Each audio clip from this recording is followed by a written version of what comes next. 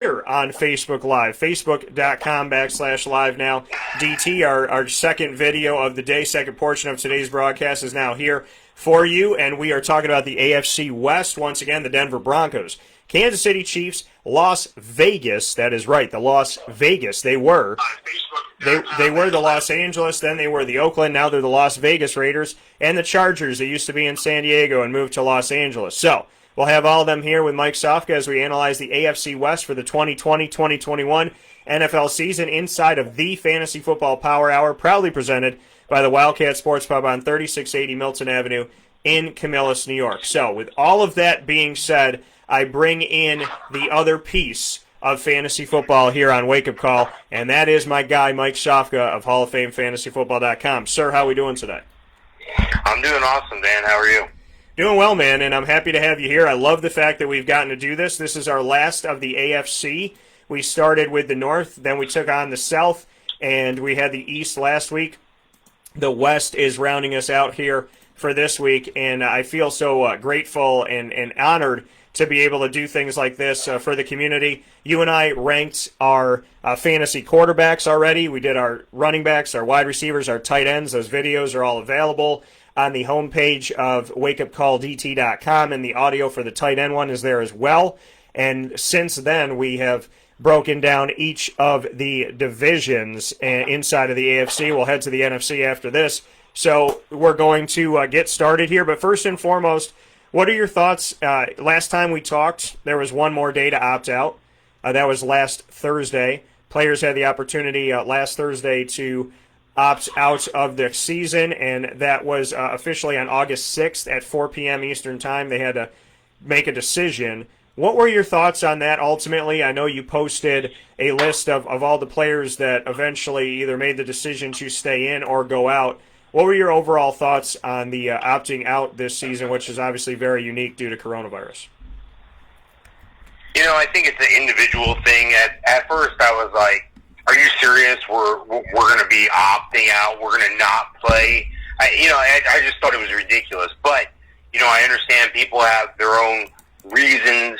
Some people have different situations going on. Some people, have a family members that could be compromised. Some people have a combination of things. These are large human beings that we're talking about playing this game that we love. So sometimes there's health risks that come involved with that.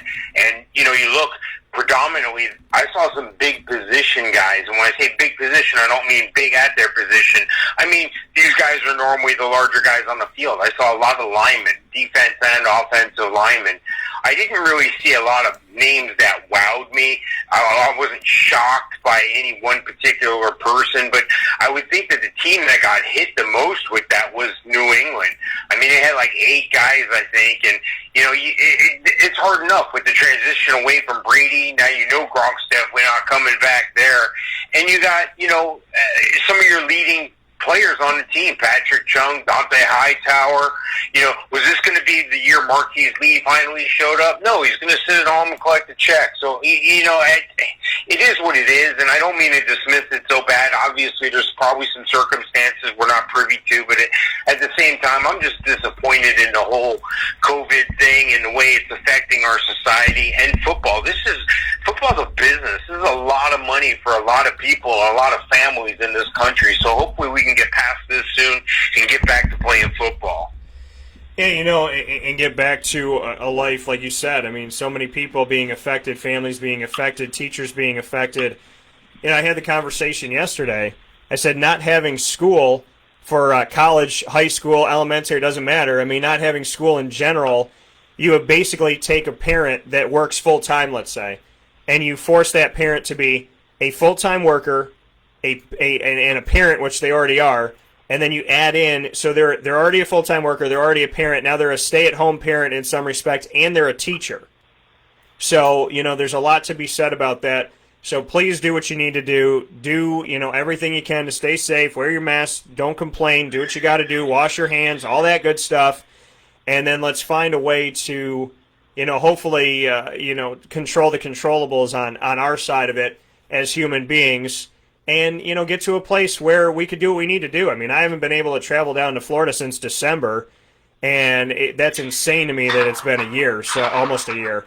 So I definitely want to get myself back down there and just be smart, everybody, please, and be healthy and stay safe so that we can do what we need to do, because we definitely, Mike and I want a football season not because, we're like these money-hungry, crazy people. We want a football season because we love it, because we know what it does for people and the jobs that it creates. Don't forget about the groundskeepers. Don't forget about the trash collectors. Don't forget about the people that work the concession stands and all that stuff. I mean, there are people that are a part of the everyday part of this thing. I mean, the people that are doing the lines on the field, like without them, we don't have a field. And I think that, it's really important to understand that it's not just the players and the owners. There's a lot of people whose jobs are on the line.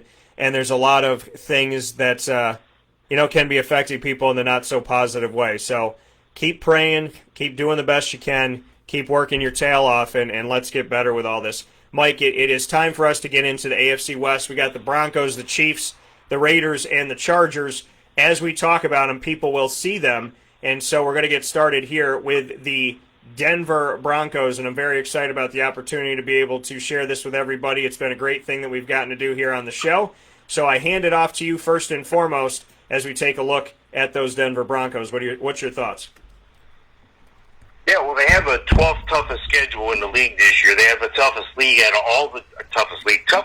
schedule out of all the guys in all the other teams in their division.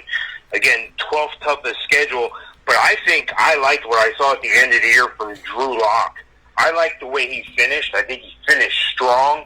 I think he was able to get the deep ball out of his hands.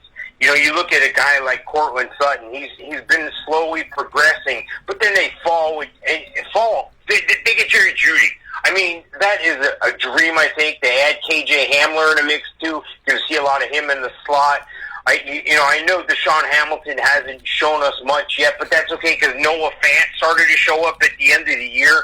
And to make it easy on Lock, they brought in one of his buddies, Albert Okunwuma, but Albert. We're going to call him Albert from Missouri, his old buddy. So I know he was excited about that. And, these are guys that can catch the ball. So I look for a lot of air attack, but I also look for a lot of ground attack as well. That's going to set up that air attack.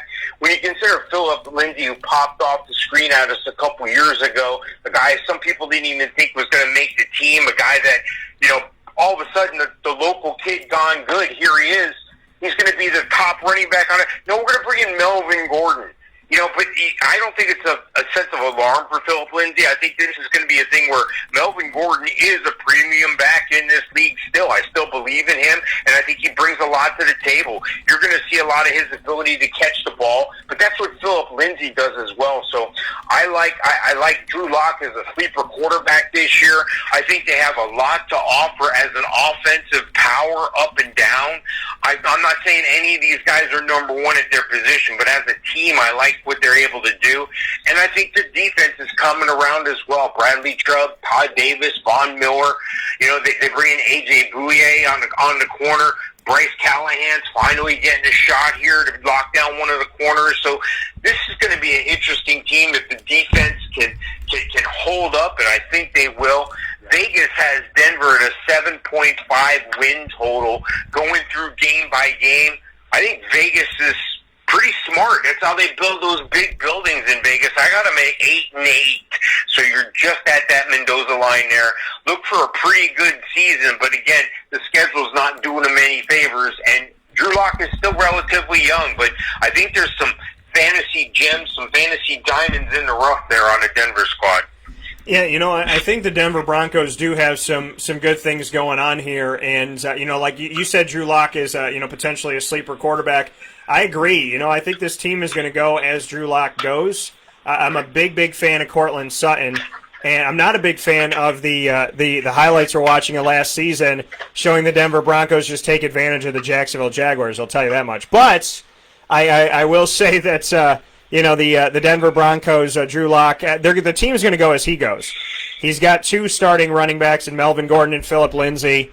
He's got Cortland Sutton, who has emerged as the top wide receiver on the team. Jerry Jeudy, him falling into their lap was absolutely fantastical. I couldn't written it better. Deshaun Hamilton and some of the other young cats that are on the team, looking at that opportunity for them to excel. Noah Fant, who they drafted last year, wondering if they were going to take him, and were they going to take their quarterback, and they, people were kind of like, what are they waiting for? And they waited on Drew Lock and whatnot, but they ended up, essentially getting Drew, and they got Noah Fant. So I think they drafted pretty well here in recent history, and I think that there's some good to be had as this team moves forward. I think the Denver Broncos do have some good things to be excited about. I think fantasy-wise, Phillip Lindsay and Melvin Gordon, either one of them is worth a nod. I mean, I don't look for you to draft them high. I don't think they're a top 5, top 10. Maybe one of them squeaks in the top 15 in Melvin Gordon, but ultimately you can check our predictions on that and our thoughts on the rankings for fantasy running backs by going to WakeUpCallDT.com and just scrolling down the homepage to check it there, or you can go to the fantasy football tab and get our broadcast there as well. But I do think both of these running backs could do some positive things. I think Cortland Sutton is definitely one of the guys that you got to go out and get. Hans McGee, as we just see him pull down in double coverage, be able to put his eye on the ball and catch it on his way down. Cortland Sutton's done some fantastic things. I covered him at SMU. I am very, very excited to see what he could do. This might be a breakout season for him. And at the same time, I think Noah Fant is a nice little sleeper tight end for you. And Jerry Jeudy, I think, is going to be one of those fantasy wide receivers, rookie wide receivers that could do some really great things for you inside of fantasy play. I think Jerry Jeudy could be a steal as a rookie wide receiver, and I think he's somebody that maybe should be taken a little bit higher. Bradley Chubb, who I covered at NC State, huge fan of Bradley. He's their strong side linebacker. Obviously got Von Miller there. And, as Mike was saying, A.J. Boye, one of my favorite Jacksonville Jaguars, can't believe he's already gone, as I spent time with him in Jacksonville, and I actually talked to him when he was getting on the plane. His agent helped to set it up. So I am very much going to miss A.J. Boye. I think Denver got a steal with him. Jacksonville just getting some late-round picks for these guys, him and Calais Campbell and whatnot, as well as Nick Foles. So I think this is going to be a good thing. We're watching Noah Fant run into the end zone here, big-bodied tight end. I honestly think the Denver Broncos, you might and definitely bookmark this, save this video, utilize this video as we ask you to do all the time. Use it today, tomorrow, and the next day, because I think people are going to pass on Denver. I think that they're not going to be really high on some of these guys, which means that Noah Fant, Jerry Jeudy, and I think Cortland Sutton might get picked up, but a Jerry Jeudy and Noah Fant, maybe a Phillip Lindsay and a Melvin Gordon. For some people, it might think Melvin's washed up a little bit. He's not. He's young. People don't think about that either. So I think the Denver Broncos could definitely help you win some fantasy games and maybe a championship if you're smart enough to pick them up when other people pass them by. But this season is resting on the arms of Drew Lock, and so we'll see what he can do and how he moves forward. But if he can make it happen, Mike, I think there's a lot of good to be had this season with these Denver Broncos. With that being said, we hop over into the Kansas City Chiefs, and I hand it back to my partner here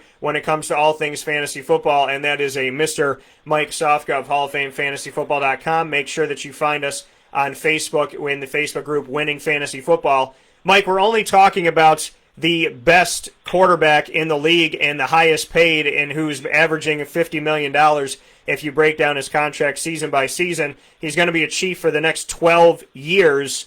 What do you think about this Pat Mahomes guy and the rest of Kansas City? Wow. He wowed me in the Super Bowl. He wowed me in the AFC Championship. He wowed me all year last year.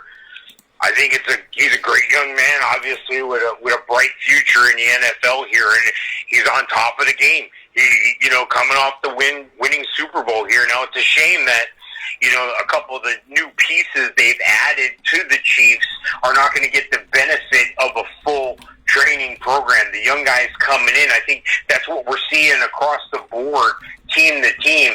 Very rarely is there going to be a rookie come in, be thrust into the spotlight right away, and all of a sudden be a star. But wait a second, there is one on this team, Clyde Edwards-Helaire. Look, Damien Wilson opted out. That was his right that immediately moves Edwards-Helaire into that slot as the starting back. And looking at what he did in the SEC, a la the NFL junior, the minor league system of the NFL, the SEC, LSU winning national championship right there with Joe Burrow. This is a guy who's explosive. He can make it happen. He can bust one loose at any time, and that's the scary thing. I think anytime you have a guy that can take one to the house, it's a scary thing. And when he gets the ball 20, 25 times a game, well, I think that's a scary thing for a lot of opponents. Now, I would have thought that Darwin Thompson would share a lot of this load, but Darwin Thompson's that Bryant Westbrook type guy that Andy Reid likes. So I think we're going to see some Darwin Thompson mixed in there too. I'm sure there's going to be some pass blocking schemes that maybe Clyde, may be deficient on just simply because of the short preseason here. But they have pieces all over the field. Sammy Watkins, DeMarcus Robinson coming back, Tyreke Hill, Travis Kelce, arguably the top tight end in the league. You have a solid defense. You can rush the quarterback and you can protect the quarterback. You have an offensive line and you have a defensive line. Thin at the linebacker spot, but you make that up on the back end with Tyrone Matthew. I think Bashawn Breeland was underrated last year. They bring in some under-the-radar guys. Bo Pete Keys is a guy you're going to hear a lot about. He's going to be a nickel guy for them, hopefully on the field sooner rather than later. I like the Chiefs a lot. There's nothing bad I can say about them. Great coaching, great offensive coordinator in Eric Bieniemy. Steve Spagnuolo. I don't know what else to say. I'm looking for something negative. I went through the schedule, and I can only find 3 losses. The first one coming up in Week 3 at Baltimore. The Vegas line is 11.0 on the wins. I say they go over that. I say they go 13-3. I like Kansas City a lot. Yeah, Kansas City, we talked about it, how they're going to be going up against the Baltimore Ravens and what could be potentially a little mini Super Bowl in the AFC championship game before we see the actual Super Bowl itself. You named that Damien Williams, running back for the Kansas City Chiefs, has opted out. It's important for people to know that and make a fantasy note about that. So they went out and they have DeAndre Washington, so who could share some time with Clyde Edwards-Helaire. The team that won the Super Bowl went and got an LSU running back and put him onto the team with an opportunity to start right away, and now he will. Darwin Thompson, I would look for him to be in the kick return and punt return game. He's done a lot of good things. His coach at Utah State, running backs coach at the time, who's now at Texas Tech, DeAndre Smith, a good friend of mine, had Darwin Thompson over 1,000-yard back, and so he's somebody to look at very deep if you have a league that you have to kind of dig deep there. Darwin Thompson's a guy you could pick up later on, kind of grab him and stash him. With Clyde Edwards-Helaire, I think he could have an immediate impact on this team. And then Tyreke Hill, obviously the speedster, you know what he can do. Sammy Watkins, who came from Clemson, did a lot of amazing things there. I remember, I think it was like the second play from scrimmage.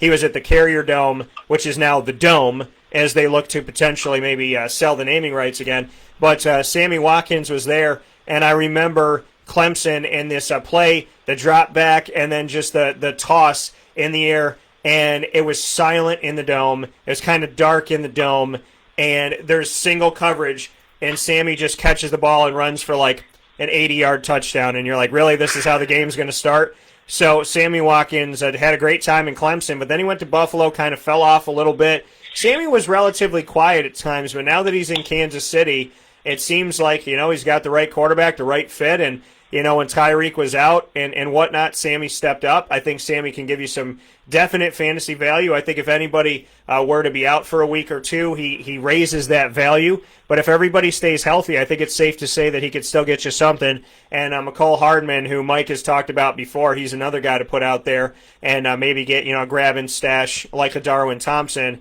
and utilize for later. Travis Kelce, one of the top tight ends in the nation, if not the top tight end to some people here. This is a team that has a ton of talent. And again, adding Clyde Edwards-Helaire, they won a Super Bowl without Kareem Hunt. I'm going to remind you of that. And now they have a running back to help out Pat Mahomes, who can throw left-handed, who can throw when he's kicking his legs out in the air. He could throw on the run. He could do all kinds of stuff. So I'm excited to see Kansas City and everything that they will bring to the table. this upcoming season. There is so much talent on this team fantasy-wise, and if you have a Kansas City Chief, which we couldn't say years ago, you're in good footing right now, and you're going to be doing some great things. Mike said that he believes that this team can win, Mike, you said 13 games, right? Yeah, I have them going 13-3. I have them losing at Baltimore in Week 3, and everybody's going to hit the panic button there. I don't have them picking up another loss until Week 12 at Tampa Bay. That's a game that I've got circled. I'm going to make sure I'm paying attention to that one. Then I have them losing again in Week 15 when it probably doesn't matter. They have to visit New Orleans. New Orleans is a tough place to play. Yeah, I would definitely say looking at this regular season, Kansas City has got a rematch with the Texans, who they defeated after the Texans had a mighty, what it looked like to be a hold on the game in the playoffs, and then Kansas City went all the way through and won.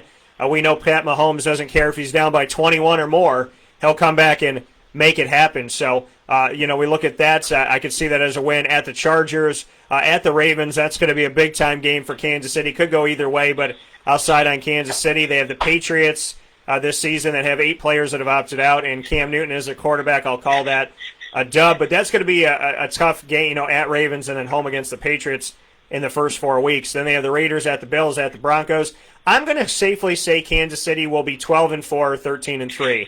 There's, I'm circling that at Buffalo game and, the Ravens game as well, just kind of circling those and seeing, that could be one where they could lose. So I'm going to say 12-4 or 13-3 for the Kansas City Chiefs, who are a very, very dangerous team as they get set to yet again make another run and have another opportunity at this thing. And with that being said, Mike and I will have a run at the other side of the AFC West right after this fast break, where sports meets life. Wake Up Call with Dan Tortora. We'll take a step aside to hear from our fantastic partners, and then we will be right back at it as we continue on the AFC West analysis and predictions, bringing you our thoughts on the Las Vegas Raiders and the Los Angeles Chargers. Something we couldn't say just a few years ago when both of these teams were playing in another city. We'll be back right after this fast break.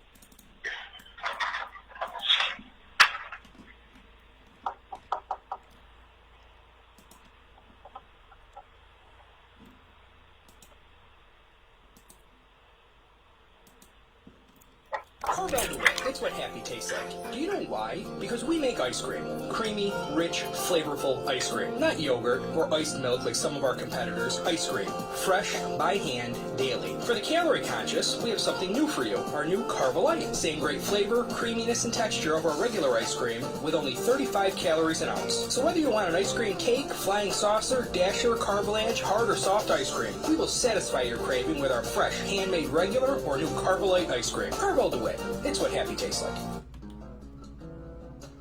Charney's Men's Clothing is your one-stop shop for your men's dress up and dress down wear. Located on 3150 Erie Boulevard East in Syracuse, Charney's Men's Clothing is proud to be your trusted name for decades in suits, sport coats, tuxedos, and all accessories. Charney's Men's Clothing also provides sports and leisure-themed casual wear for the everyday man. Stop in and see our welcome and friendly staff on 3150 Erie Boulevard East in Syracuse. The Wildcat Sports Pub in Camillus, New York is located on 3680 Milton Avenue in the Home Depot Plaza. It is your family-friendly sports bar and restaurant. Folks, some sports bars aren't family-friendly. Some family-friendly restaurants are not sports bars. The Wildcat Sports Pub in Camillus, New York is proud to be both. It is that marriage that you've been looking for years. The Wildcat Sports Pub is your home base for your sports bar and restaurant needs, games for the kids, indoor and outdoor activities, and enough things on the menu to come back every single week and get to try something new. They're open Sundays from noon to 8 p.m., Monday through Wednesday, 11 a.m. to 11 p.m., and Thursday through Saturday from 11 a.m. to midnight. For reservations and party information, call 315-487-2222 for the Wildcat family-friendly sports pub and restaurant.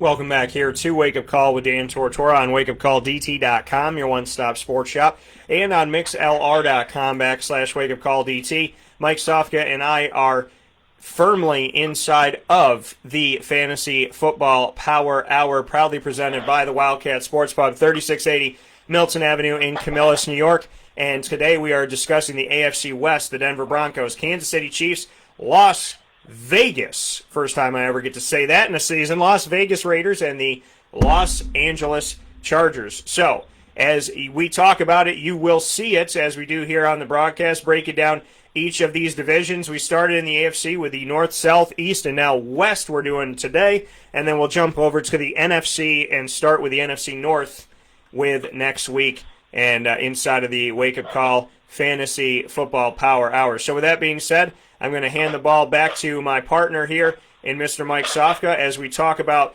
those Las Vegas Raiders. So, Mike, it's all you. Take it away, my good sir. Yeah, Vegas, it's a shame. They got that big, beautiful new stadium, and no one is going to be sitting in it to watch football this year. There's not going to be anybody there. It is what it is. It's going to be, it's going to be interesting to me when we see these cases. Are they going to do like baseball? Are we going to have cardboard cutouts of fans? Are we going to pump in crowd noise? I'll tell you what, a lot of people aren't thinking about, you got to change the communication on the field. You're used to a certain level of crowd noise, so you're used to, even when you hold that play card in front of your mouth as the offensive coordinator, they're going to hear you because you're right there. You're on the field. It's not going to be that same level of background noise. There's microphones all over the NFL fields built into some of the stadiums here. So that part's going to be fascinating as a fan. Maybe we'll hear more at home. I'll tell you what they're not going to get tired of hearing about, though, is Henry Ruggs, the speedster, the 4.240 guy. Now, a little curious. He didn't finish as high as most people would think, being the speedster that he is on the adjusted explosive index. That's how I rank rookie wide receivers coming out here. And that's a real good stat and a real good thing you want to look at for dynasty leagues. Go ahead and check that out on the site, Hall of Fame FantasyFootball.com. But I like the receivers. I like bringing in Brian Edwards. I like Henry Ruggs. Tyrell Williams should show up there big. Hunter Renfro in the slot. I think he's finally going to step up this year. Nelson Aguilar's kind of faded away. Nelson Aguilar, highly effective in the slot there as well, though. I like the tight end. We called him out back last year, Darren Waller. But, what do? They bring in a veteran guy, a true veteran guy, Jason Wynton, who couldn't stay away from the game, went back to Dallas last year, now finds a home in Vegas. Derek Carr. You look at Derek Carr, and some people dismiss him. I'm worried, as the quarterback collector that John Gruden is, that Derek Carr may not get a fair shake. Marcus Mariota breathing down his neck. I don't think that's going to be the case. I think with the weapons around him, Josh Jacobs running the ball, they bring in Lynne Bowden Jr. Half the site's got this cat from Kentucky. You like what I did there, cat from Kentucky? Hey, Lynne Bowden, half the sites you're going to see him listed as a wide receiver, half as a running back. He's officially on the depth chart as a running back, drafted as a wide receiver. This is a guy they just want to get the ball in his hands. I like what they're doing on defense as well. I like Nick Kwiatkowski, the strong side linebacker. I liked him as he emerged through the Bears organization, and good for him getting paid a little bit to go to Vegas. But they're going to have to pressure the quarterback. They're going to have to step up the pressure with Cleveland Farrell. I need to see something from those interior linemen. Arden Key, is he ever going to show up? Maybe that the pressure may be off just him. Carl Nassib in the fold, too. He's a Syracuse guy, isn't he? Who is that? Carl Nassib, isn't he a Syracuse guy? He may. Is Carl? I'm sorry. What'd you say, Carl? Who? Carl Nassib. Carl Nassib. Nassib. Oh, Nassib. Carl Nassib. No, Ryan Nassib. Carl Nassib is related to a Penn State guy. Yes. There I go. Trying to step into college territory there. Look what happened. That's okay. Anyway, look. I think that the Vegas Raiders are going to have a decent year. I think they're going to have a better year than some people expect. I think some offensive gems are to be had. I think Derek Carr is going to be dismissed as the fantasy quarterback this year. I think that's a mistake. I like some of the weapons around him. I like John Gruden's attitude on offense. I like the speed. They may have to score a lot of points to keep up. Not too happy with the overall defense as far as being able to stop people from scoring. I think they're going to keep people in check. But nothing really wows me on the defense. I think they're solid, don't get me wrong, but I think that's going to keep the fantasy values of the offensive players on his team up because they're going to have to score. If you're giving up a lot of points, you're going to have to score a lot of points, and that's always good for fantasy ball players. You know, Vegas has the line for the Raiders. And it's funny because that's one of the things that held the NFL up from going to Vegas for years because they didn't want to be in the same town with the wise guys and the sharps and the casinos because they were afraid of sports getting rigged. Look, at this point, if it's rigged, it's rigged. Electronically is a lot better than being there in person. NFL is there. Giant Stadium, Allegiant Stadium. Nobody's going to be there this year. But the Raiders are going to finish right on that line at 8-8. I think they're a middle-of-the-road team because of that suspect defense. I think they're going to have to score a lot of fantasy points still and do your team well. Look for some Raiders in your fantasy drafts. And again, I got the Raiders. That's a good name, the Vaders, the Las Vaders. I like it. I like that.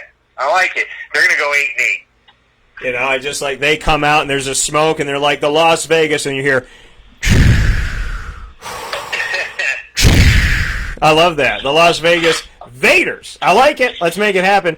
So I think, yeah, the Las Vaders. I love that. That's a good one. I think that's, you know what? It kind of sounds like you know a group of strippers that would be performing somewhere. You know, a bunch of people come out with like the Vader helmet on. I'm just saying. Anyways, we digress. So, with that being said, Las Vegas is, you know, I mean, it's a place where people go to spend a lot of money. Prostitution is legal. Basically, everything I think in Las Vegas is legal. As far as I can understand. But there's not a lot of people on the Strip. And so, a little bit different, a little bit strange, a little bit funky. Maybe the sand's taking over a little bit like in some of those movies we've seen. But the Vegas Raiders, nonetheless, not the type of, you know, opening you want to have. You kind of call Oakland and go, hey, can we stay here for a minute? Because we kind of want to open up this stadium when people can actually go into it. So, very interesting thing here, but I don't think the Raiders, Mike's got them at 8-8. I do think that they could shock some people and do some good things, but I you know, have said, and I said recently here last week in the AFC East conversation, that I think the Jets and the Raiders are going to be in the top 3 picks, and I think the Raiders are going to make a play for Trevor Lawrence because I don't know how sold John Gruden is on Derek Carr. Obviously, he brought in Marcus Mariota. We know what he did to Khalil Mack, and ultimately he likes Clemson players. So, and Trevor Lawrence is exactly that. I see the schedule at Carolina to start off the season with Teddy Bridgewater, Christian McCaffrey and company. Shout out to Christian McCaffrey, who, like me, drinks body armor. Love it. New Orleans Saints, they have in week 2. Then they're at New England. Buffalo at home, at Kansas City. Tampa Bay, at Cleveland, at Los Angeles Chargers. Denver and Kansas City at home, at Atlanta, at the Jets. Against Indy, against Los Angeles, the Chargers again, and then Miami. They have a 3-game homestand, and they're at Denver. The games that I think that the Raiders can win when I'm looking at this right now, I see the Jets game. I see potentially the Indy game, which I think will be higher scoring. I see the Miami game, but is Tua taking over at that point? Where are they at? And then I look at, 2 games against Denver, maybe splitting one of those in Los Angeles. So I could see them get to 5, maybe 6, but I ultimately can also see them, not be that high. I think the Jets are going to go 3-13, and I think the Raiders are going to be somewhere up there in the top 3 picks or top few picks here, top 3, top 4. So I don't see them having as good of a season. However, I do think there is some fantasy value, and I think that fantasy value lies with Josh Jacobs, obviously. We talk about Alabama quarterbacks that don't translate to the NFL. Well, he did the exact opposite. He does translate to the NFL. So I do like what we're seeing from Josh Jacobs. Darren Waller, somebody that I consistently give Mike credit for, and that's because he was extremely intelligent when it came to knowing that Darren Waller was going to be one of those guys. Jason Witten's there at 112 years old. He came back, I thought, to just, throw the Cowboys a bone, but apparently he still wanted to play football. because he went to the Cowboys for a year and then he left and went to the Raiders. Hunter Renfro, who I brought up, a guy who has fantastic hands, who was at the Camping World Stadium in the ACC Championship a few years ago, and without that, Deshaun Watson, without the hands of Hunter Renfro and Deion Kane, I don't think Clemson wins that game with Virginia Tech, just consistently answering the call. So Hunter Renfro, who was, somebody that maybe you didn't know, maybe was 6th on the depth chart, I think he would definitely jump up there. He has. Zay Jones, who I covered at East Carolina, he is now from Buffalo to the Raiders. Nelson Aguilar, who didn't work out with the Eagles, he's now a Raider. So there's a bunch of guys getting a second opportunity, like a Tyrell Williams as well, who came from the Chargers. And then Henry Ruggs III, the first wide receiver taken off the board, not Jerry Jeudy, which is kind of interesting. And then Hunter Renfro, as I had mentioned before. So I think there's some young cats here that you can help fill out your roster with. A Henry Ruggs, a Tyrell Williams, a Hunter Renfro, and then, sleeper guys in Zay Jones or Nelson Aguilar that maybe you can get in free agency or on the waiver wire to look to. And definitely you want to pick up Josh Jacobs as you look at the Raiders team. I don't rely heavily on their defense. I also don't rely heavily on them having a winning season, but I do think there is some fantasy value for these Raiders in Vegas. And if for nothing else, I'm excited to see the Vegas show. It's just unfortunate that there won't be any fans in the stands, and there won't be anybody wearing Vader helmets making a very interesting intro. But I do still think that they should do the smoke and the that would be awesome. So if they want to do that and they want to figure out some help to get that done, call me up and I'll work on that for you. I got some time here inside of Corona time. So with that being said, Mike, we're going to flip to the last team inside of the AFC West, and that is the Los Angeles Chargers. What are your thoughts on a Phillip Rivers, Melvin Gordon-less Los Angeles Chargers that will now have the opportunity for another running back to emerge? Will it be somebody we know or somebody else?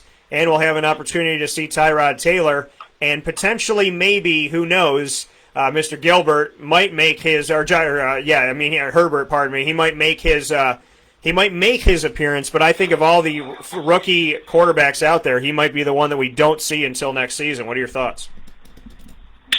Yeah, I think Tyrod Taylor is a very serviceable quarterback in this league.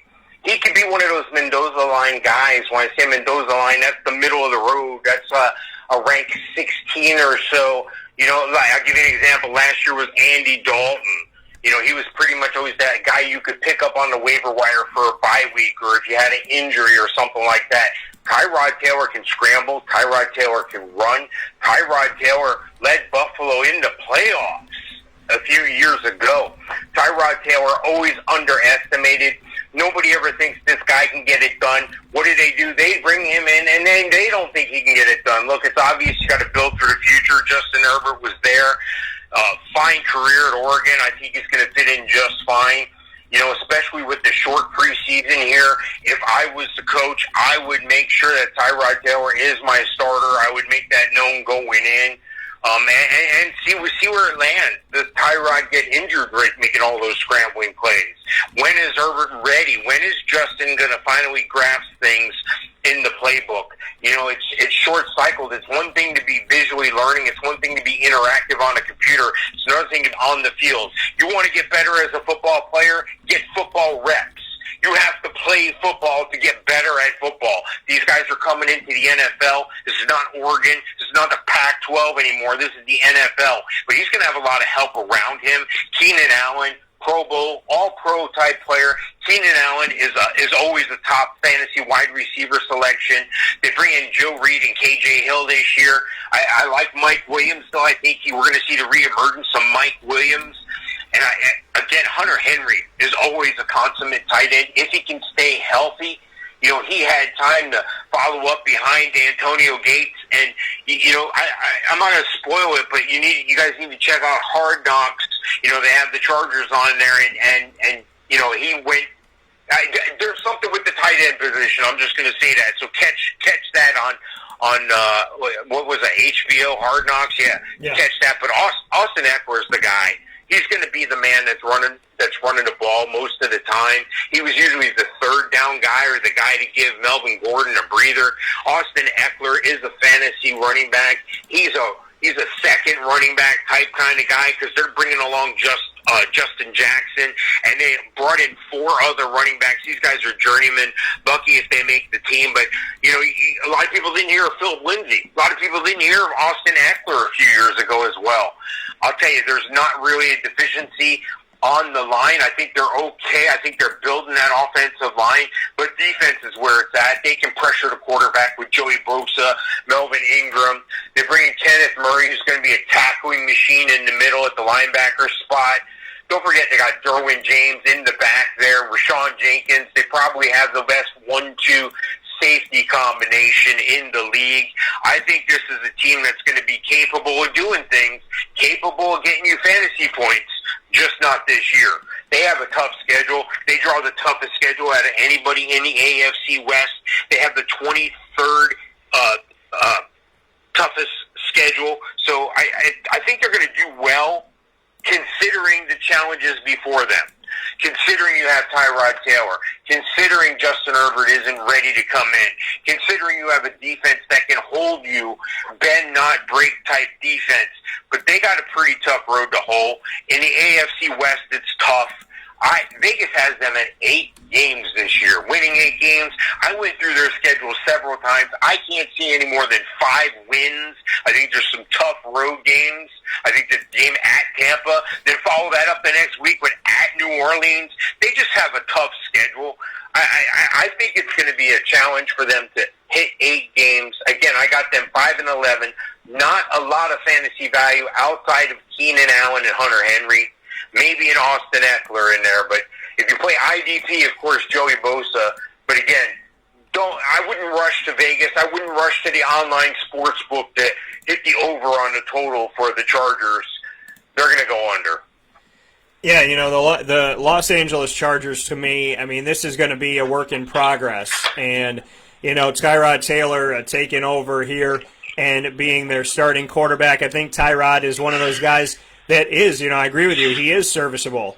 Justin Herbert being the rookie quarterback that they got out of Oregon and what he could do and where he goes from here. Easton Stick as well that they had picked up last season, another guy that I don't think is a bad third option to have. But, this team is going to have to build and figure this out. Austin Eckler is the tiny guy like a Sproles guy that they had, and now – he's the one that can take over. Justin Jackson was underwhelming. He's a young player. He has an opportunity to do some good things. Josh Kelly is there as well.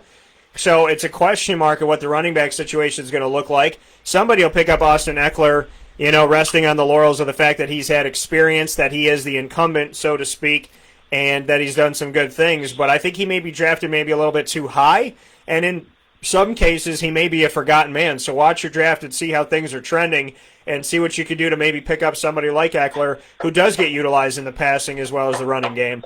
Keenan Allen is obviously still there and is the number one option for them, but every quarterback has their guy. So remember that.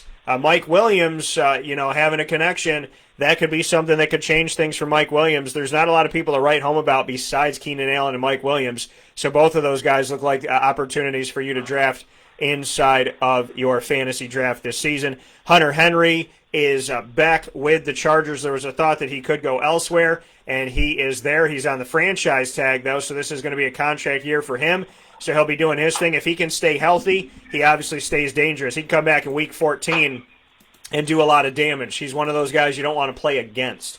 So some good stuff coming here from the Chargers. And like Mike said, if you have IDP individual, a defensive player, Joey Bosa is somebody that you should definitely go out for. Melvin Ingram, another guy on the defense to look to. But ultimately, I like this defense better than the Raiders' defense. I don't think that it's a slouch if you're able to pick them up as your defense. I think there's some good things with the Chargers.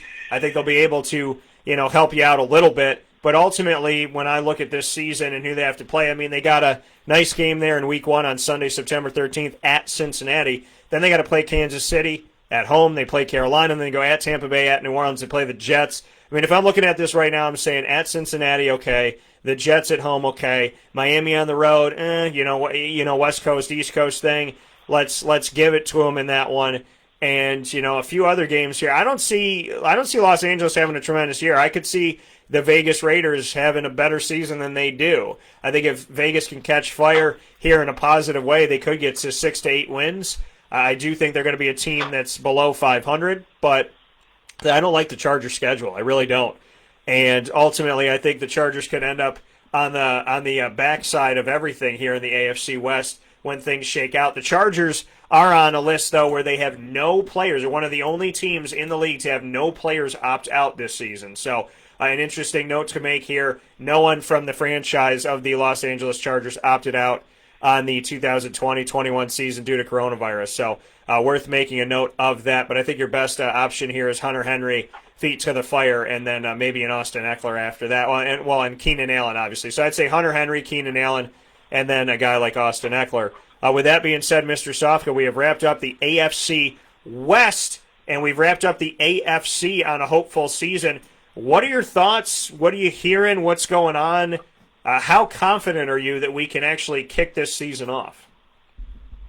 Well, the NFL keeps pushing forward. The NFL keeps saying, we realize college has their situation going on. We're still on schedule. We're going to play our games. Somehow, some way, we're going to figure this thing out. We're going to adapt. We're going to overcome. We're going to adjust as we go.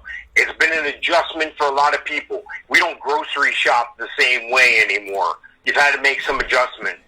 Things are going on in the outside world. You can only control what you can only control, and that's what the NFL does. They're not taking what anybody else does and saying, oh, that's our blueprint. I think they have the ability and the fortunate ability to be able to watch what Major League Baseball is doing, watch what the NBA is doing, watch what college is doing, and then take the best of all those things and put them to what you're doing. There's going to be some stumbling blocks. Stuff's going to happen. Questions are going to be raised. How are we going to adapt and overcome these things? That's what a lot of these guys have done all their life, being professional athletes. They've always been the top of their game. I don't think this is going to stop everybody. If they can just do what they're asked to do, don't be selfish. If you're asked to stay in a bubble, don't go out to the club because you're bored at the hotel.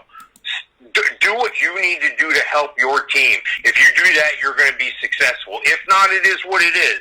I'm hopeful for a season. I'm not counting on it with the way things are going in the world, but I'm very hopeful. And I think if there's one league that can get it right, even with travel, it'll be the NFL. And I'm going to put my trust in what Goodell and crew are doing in the NFL. I think we're going to have a season. Yeah, I'm hopeful for the opportunity and obviously hopeful for a season as we get set here inside of, this sports world that we have seen. And it's obviously more difficult when it comes to the NFL and whatnot. But we saw baseball kind of have some issues initially with not having a bubble, but they've been able to carry on and do what they need to do. And, and what we're seeing right now is that it doesn't seem like the virus is being spread in competition. So, we're not hearing a lot about it spreading from team to team, player to player, so to speak. We've seen the MLS work in a bubble. We've seen the NBA work in a bubble. We've seen NHL work in a bubble. I want to make note that the NHL has had 2 weeks of testing, no positives, and the NBA has had 3 weeks of testing, no positives. And Onondaga County, where I live, is currently at less than 1% right now for testing positive. Mike, what are your thoughts on college football really quick here? The governor of Florida, Ron DeSantis, has made the statement that he would allow college football players to come play in the state. He's basically welcoming everybody to Florida. Let's open Disney, let's open Universal, let's open everything, let's bring the NBA, let's bring the MLS, and by the way, college football players, if your conference says you can't play, you can come down here and play in Florida. He's basically opening Florida as a giant amusement park / field / court. What are your thoughts? I think it's great. I think it's great for me as a resident of Florida. I think it's great for the leagues. I think it's great to have an opportunity. Look, there's a lot of fear, not getting political, not talking about the math that's involved, not talking about all those things. One of the things we do know is that the COVID is sensitive to heat. Florida's a hotter state. Hello, there's a lot of humidity here. We have the facilities, being the Sunshine State, being the tourist attraction as a state. There's no state income tax here. You know why? People come from all over the country and all over the world to spend money here, especially in Central Florida. Disney is a first-class operation. We have cruise ships that we can park in and store teams on cruise ships, much like they did in Jacksonville for the Super Bowl a few years back, to add more hotel rooms. Hotel rooms, we got whole hotels that are sitting empty right now. Okay, each team, 32 teams can have 32 different they can have their own hotel. They'll be isolated. It'll be their own bubble. They can get on a bus at the front of the hotel, go to the field. I think it would be an awesome opportunity if the bottom falls out of this thing, if the NFL does need to consider a bubble. I think it's an excellent opportunity. Hats off to Ron DeSantis for keeping his foot on the pedal. I'll tell you what, one thing I learned about business in life, when everybody else is scared and when everybody else is scaling back and when everybody else is panicking, that's when you put your foot on the accelerator. That's when you go hard and fast, and that's what they're trying to do here in Florida. Hats off to Ron DeSantis. Yeah, very interesting what's going on here as Florida has made the decision to go full steamboat ahead, Willie, and yes, I made a reference to Mickey. So with that being stated, I want to thank you, Mike, for being a part of today's show and everything you do, HallOfFameFantasyFootball.com. Join us on the Winning Fantasy Football group. It's on Facebook. Go to Facebook and type in Winning Fantasy Football. I just invited a bunch of you wonderful people into the group, so thank you for those of you that are accepting those invites and joining us there today. And as always, Mike, please stay safe. I know you and I got a draft coming up here, and I'm trying to figure out the mechanics of it all, so hopefully we can get something done here very soon as we get set for the 2020-2021 NFL season, hopefully. And beyond all that, I appreciate your friendship, appreciate everything that you do, and please keep the family safe and you stay safe, and hopefully, let's have some football. Sounds good, Dan. I'll talk to you next time. All right, sounds good. That coming from Mike Sofka here on Wake Up Call with Dan Tortora of HallOfFameFantasyFootball.com and, of course, of our Winning Fantasy Football group here on Facebook. With that being said, we're going to take a quick step aside for a fast break, the final fast break of the show, and then we are going to wrap up today's broadcast, get you ready for the rest of the week.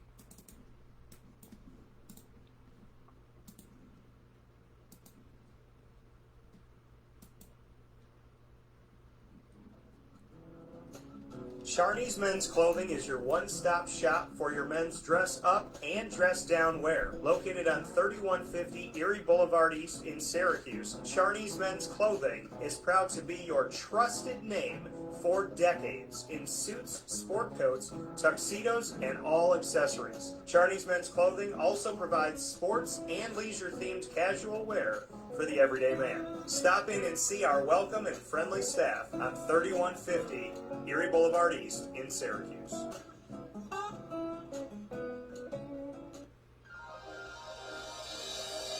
Ma and Pa's Kettle Corn and Popcorn Factory, located on 201 7th North Street in Liverpool, is home to over 40 flavors with more than 200 flavors in their total wheelhouse. Sky's the limit for this sweet and savory Central New York company. Keep it local at your parties, fundraisers, wedding showers, baby showers, and more by calling 315-450-MA-PA. That's 315-450-6272 for popcorn bars with custom flavors and colors at your upcoming event. Make sure to visit them on 201 7th North Street in Liverpool, New York. And for more information, go to maandpassnacks.com. Ma and Pa's Kettle Corn and Popcorn Factory. How corny are you?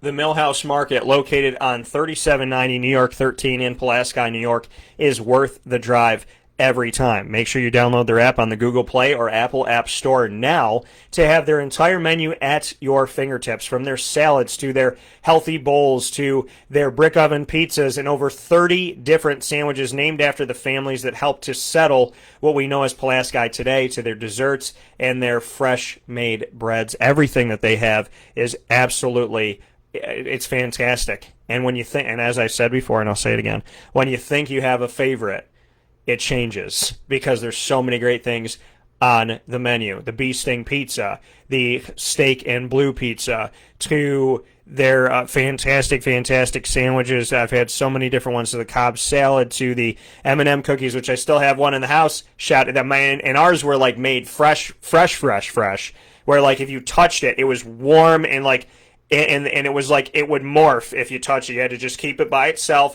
somewhere in the car. So make sure you head out to the Millhouse Market. You want to get there soon so that you can get the best of the best, because sometimes things go quickly at the Millhouse. A lot of times they do. 3790 New York 13 in Pulaski, New York. Love the food there and appreciate more so the guest service. Thank you to Rebecca Elford and her entire team. They have the app with contactless pay. You could sit in your car, go to the drive-up window, grab your food, and go. It is healthy. It is safe. It is great. I mean, what they're doing for us in the community right now to keep us healthy and keep us safe and socially distanced is great with their app and with the drive-up window, and the food itself is just amazing. So make sure you head out to the Millhouse Market. It is absolutely positively, whether it's a mile or 20, worth the drive every time. 3790 New York 13 in Pulaski, New York. With that being said, I want to thank my incredible and amazing guests that we've had here on the show. Wake Up Call with James Tortora. Tune in live Monday through Friday from 9 to 11 a.m. Eastern Time. You're watching on Facebook.com/LiveNowDT. You're listening on MixLR.com/WakeUpCallDT. I want to thank my guests today, Max White. Awesome, tremendous conversation with a great young man. Definitely go back and watch and listen to that. Max White, CNS Athletics, with his first offer from the Utica College Pioneers to play college football. And, of course, to Mike Sofka as we analyze the AFC West and gave our predictions. The Broncos, the Chiefs, the Raiders, and the Chargers means that we have officially finished the AFC. Those videos will be available to you on our social media, and I will share them with you in all different necks of the woods, so we'll make sure that we get them out to you so you can connect with them. The AFC analysis, we did the North, the South, the East, and now the West. Next week we'll start off our NFC analysis with Mike Sofka of Hall of Fame FantasyFootball.com, and of course of our group that we ask you to join on Facebook, which is very easy to do. Go to Facebook and go to Winning Fantasy Football. Type that into the Facebook search bar. You'll find us, and we'll find you, and we'll have a grand old time. So, with all that being said, thank you again to Mike. Thank you again to, thank you, Jerry, for the positive words here. Thank you to Mike. Thank you to Max. Thank you to you. Above all things, thank you to God. And I hope you have a great and tremendous day. Please be safe. Stay well. And as always, God bless. No stress. Do your best. Find us on Facebook at WakeUpCallDT, Twitter at CallDT, and Instagram at WakeUpCall_DT, and all the time on WakeUpCallDT.com and our fantasy football tab that's there as well for everything that we have for fantasy football, which has truly become a tremendous, tremendous broadcast within a broadcast of Wake Up Call. We will see you soon. I'll see you tomorrow with Papa Joe from 9 a.m. to 10 a.m. Eastern Time for Thursday, August 13th. And very special day because it's my grandfather's birth month, August 8th, and his lucky number 13. And when you add them together, you get my number, 21. So a very, very big day for us, and I wonder what God has in store. So awesome day coming up tomorrow, and Papa Joe will be with us. We will also be joined by a Syracuse Orange alumni that you don't want to miss.